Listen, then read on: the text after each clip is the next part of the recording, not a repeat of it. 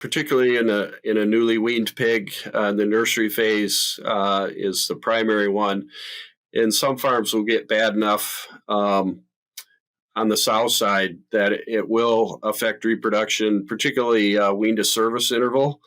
Seems like it's longer again, probably because those sows just aren't drinking enough to thrive. They're drinking enough to stay alive, but they don't thrive. In addition to the pH and the iron and the coliforms, every once in a while we'll find a farm with high nitrates or high sulfates. And those take a little extra effort. Those are a little harder to get rid of than just disinfecting the water.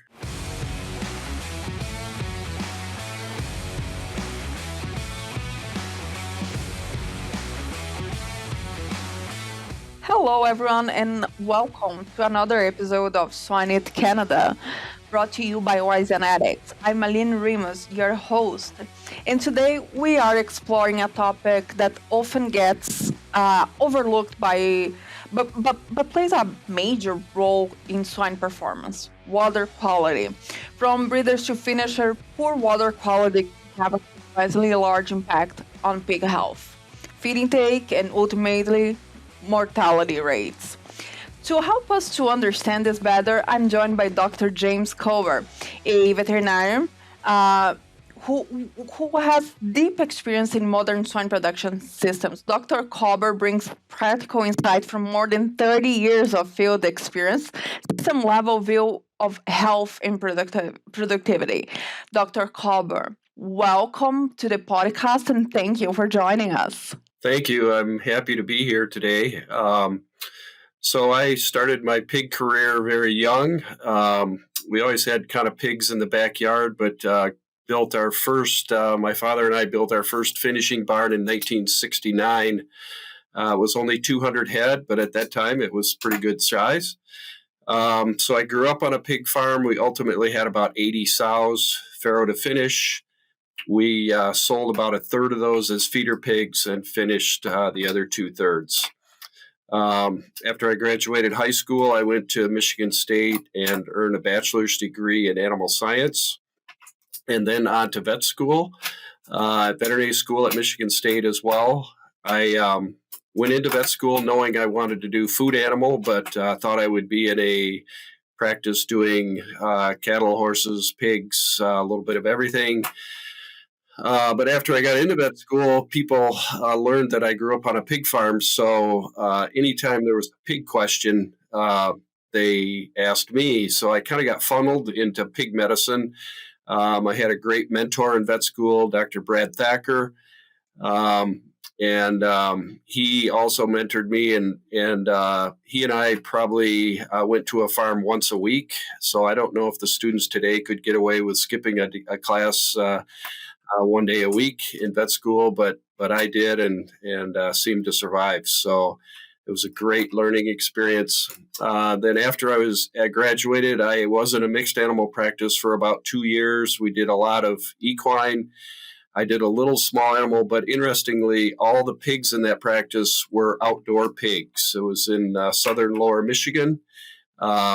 So that was totally different than I was used to in confinement, but a steep learning curve. But those fellows, the farmers there, raised them outside because they didn't want to invest in buildings, and was a cheap way to produce pigs. The problem with that system is you couldn't really raise a very lean pig outside. In about early 90s, when packers started paying for lean, that was kind of the beginning of the end for those outside guys. They tried using real lean boars, but the real lean animals just did not perform well outside. So then after that 2-year stint, I went to central Indiana, Clinton County, lots of indoor pigs, which is what I wanted. I practiced with Dr. Max Rodabaugh for almost 5 years down there, exclusively swine. And then my wife and I wanted to get back to Michigan, so I opened a practice, started from scratch in Holland, Michigan. There's quite a few pigs in a couple counties there, Ottawa and Allegan County.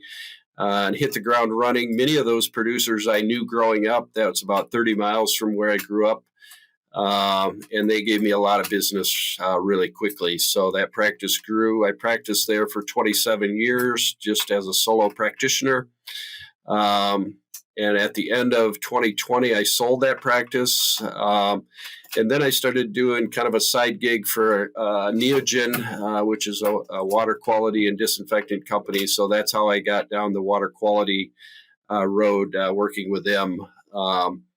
So that was just on an hourly basis, consulting as needed. Got around a lot of the East Coast farms. They're very strong in poultry. They were trying to get that business model with water quality equipment and products into the swine industry, and we did make a little bit of a dent. So that's where my interest in water quality came from. So, Dr. Cobb, as you touch the subject, I would like you to tell us how does water quality actually impact productivity inside systems, particularly in breeders and growers? Well, it's interesting because a lot of farmers, when you talk about water quality, they kind of glaze over, and there is an item in the PQA program about water availability. 2 quarts per minute for sows and so on, but they really don't address any water quality. So once you get into water quality, then you have things like pH, iron level, and bacterial contamination. And those things are just kind of forgot about on the farm. It's just one more thing to think about.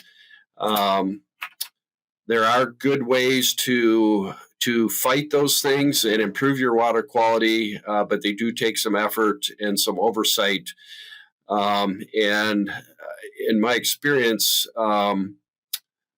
a low-level chore guy who's just in a barn doing chores and checking pigs probably don't have the expertise to follow up on the water quality issues. So those are the big ones I see is pH, which affects the taste and in turn intake. Iron levels, which can be hard on the piping and equipment, and coliforms, which they're out there. As we started doing a lot of testing in the swine world, particularly nursery testing, we found about 10% of the nurseries had coliforms coming in the water right from the well before it ever got to the pigs. So it's it's pretty hard to fight an E. coli or an enteric issue in a nursery if you're actually feeding the pigs E. coli right from the start. So that's a big one we have to take care of. From what I gather, there is a confusion between what is clear water and clean water, right? The water might look clean, but might be clear even, but it's not necessarily clean, right? So there is some tests that you do to monitor that water quality? The first thing we do when we go onto a new farm is we take a water sample and we sample as close to the well as possible. And then we go to the very last drinker or spigot in the barn and do a test there. And then we compare the two. And that will tell us, first of all, the water quality coming right in from the well. And if that's bad right from the start, then we have to do a treatment program. If the water quality is very good coming into the barn, but gets bad going through the pipes and towards the end of the barn, then that means the contamination or the buildup in the pipes is such that it's contaminating the water as it flows through the system. And many barns, if they have any age on them at all, starts to develop a biofilm is what we call it. And if you cut those lines, you might not be able to see crud in the line, but if you stick your finger in there and it's slimy, you have a bacterial problem in those lines. That is quite interesting. So what are some of the most common water-related problems that you see in commercial productions today? Well, the pH will affect intake, and the argument people have kind of resisting doing any treatment is, we used to feed pigs outside and they drank out of a pond. And my response is yes, but they didn't grow 2.5 pounds a day like they do now. So an animal will drink enough water to survive regardless of quality. But if you want good performance and you want those pigs to thrive, you really need good water quality. Right.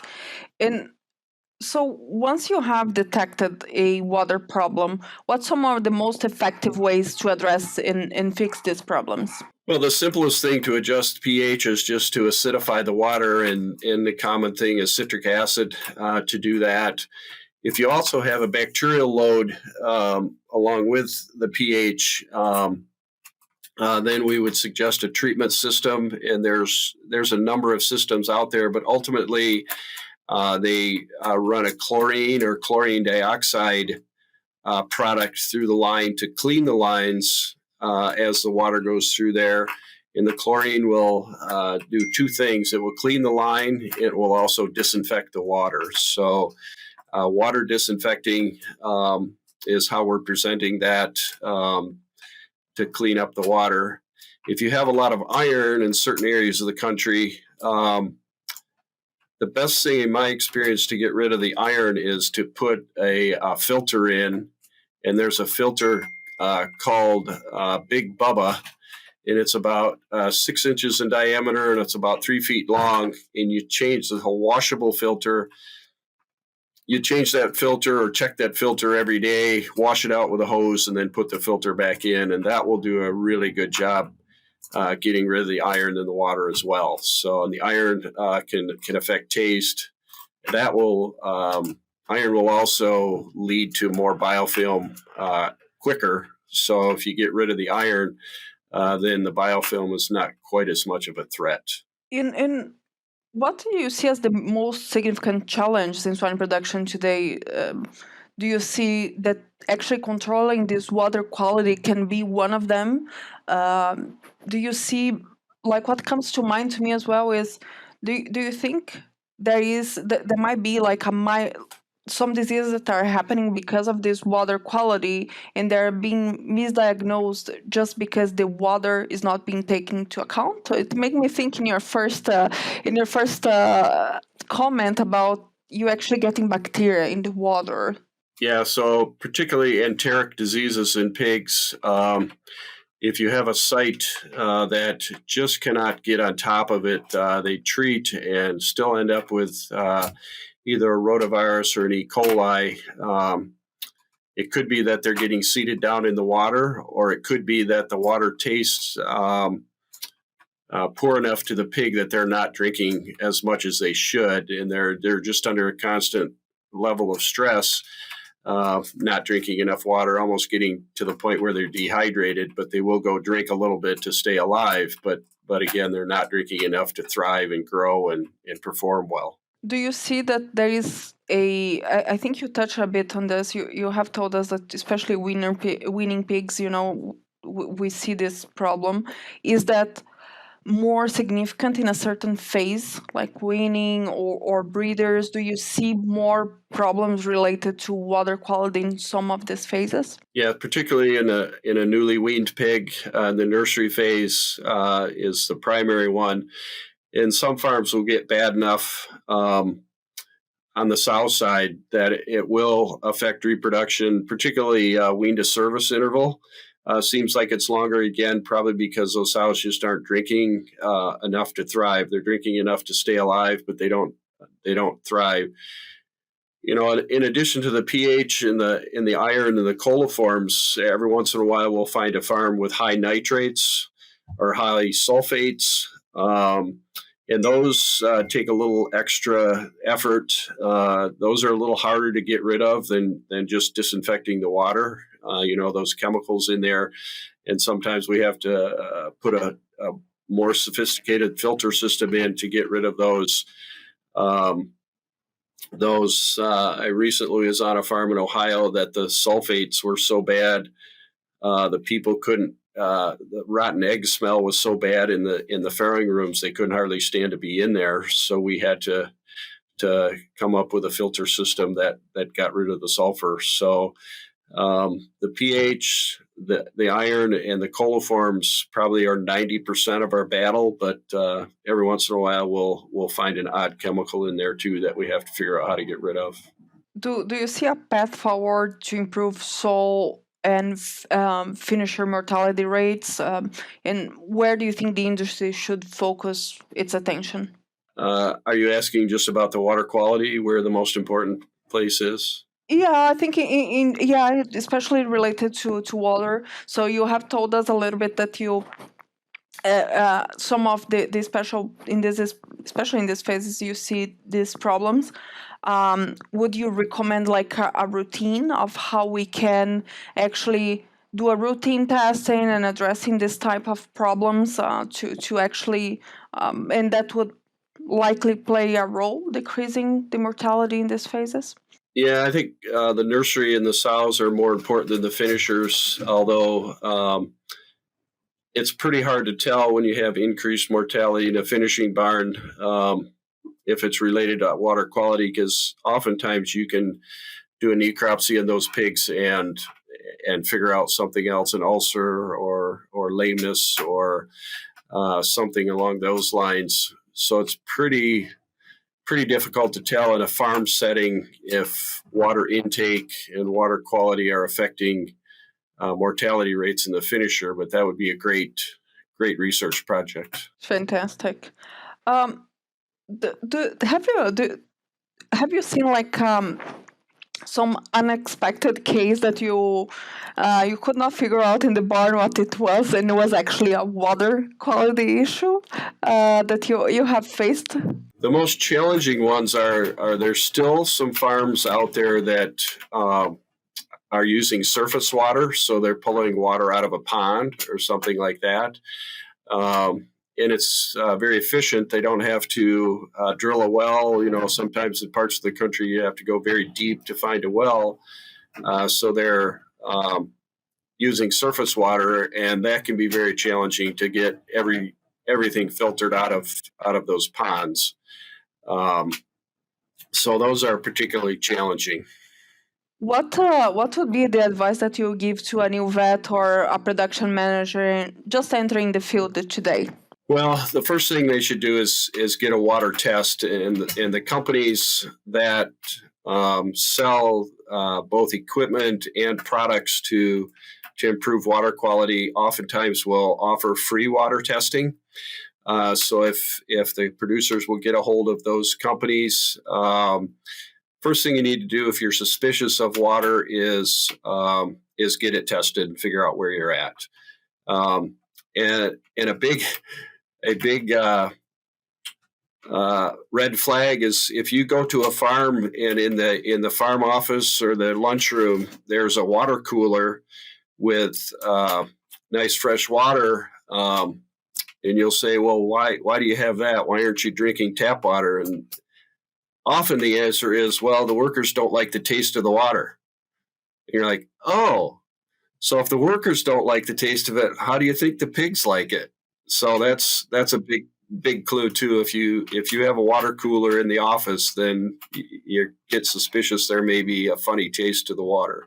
It made me think. I think that is a great tip. Actually, that is experience is showing, Dr. Cover. That's very interesting. It's time for our famous three.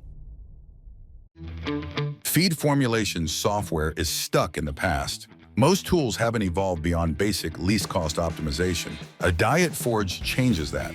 It's an AI-powered platform with nonlinear ingredient modeling for enzymes and additives, cost per gain and maximum profit optimization, and real-time collaboration like Google Docs for nutrition. Every recommendation is grounded in world-class research, built for modern nutritionists who need more than legacy desktop software can deliver.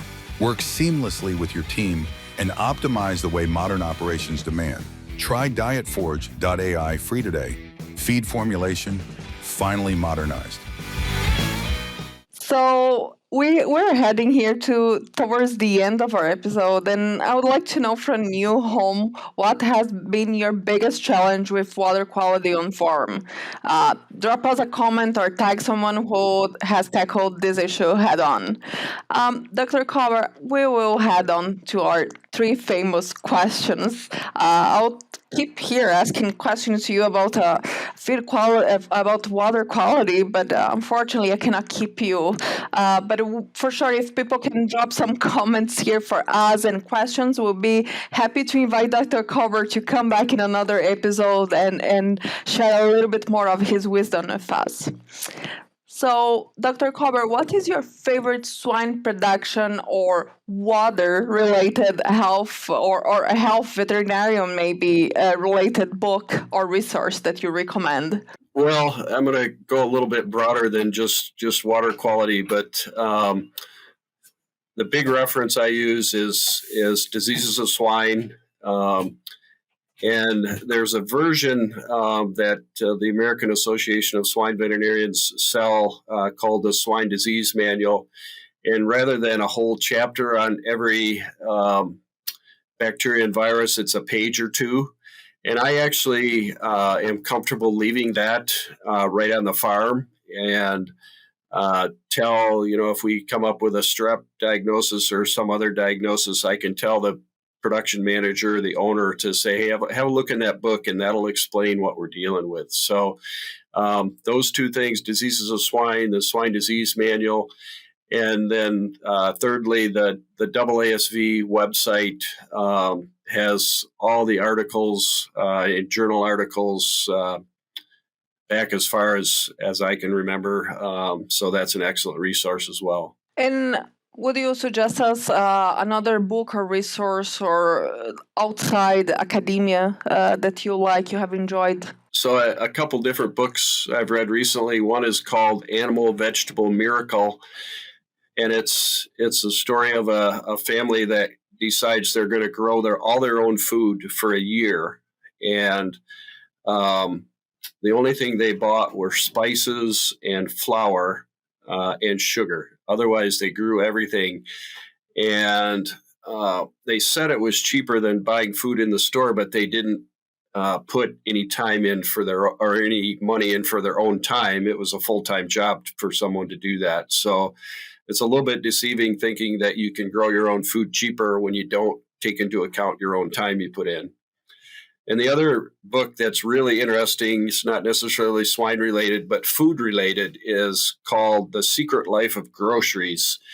And it tells the story of how far a lot of produce, vegetables, meat gets trucked before it gets to its final destination, and how many miles are under that food before it actually gets to the consumer. It's a little mind-boggling, actually. Yeah, I have seen something like that, and I think we're trying to do a great work in the field to produce safe and good food, but I think we still have so much work to do in that delivery and avoid that any of these marvelous products that we're creating in agriculture get wasted. I think that is for sure a book that we'll be looking into. Very interesting. Thank you, Dr. Cover.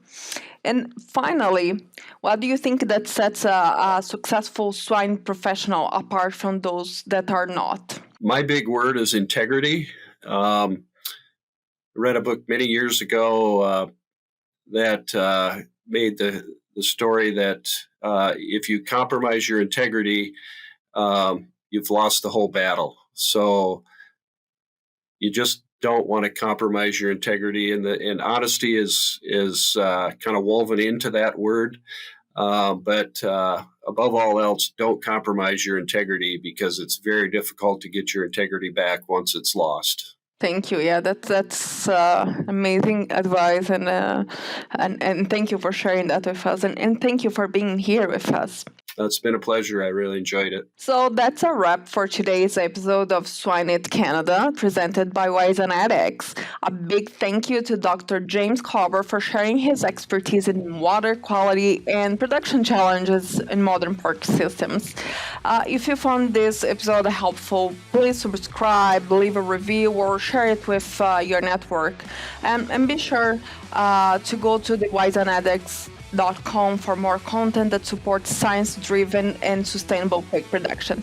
Thank you for listening, and see you next time.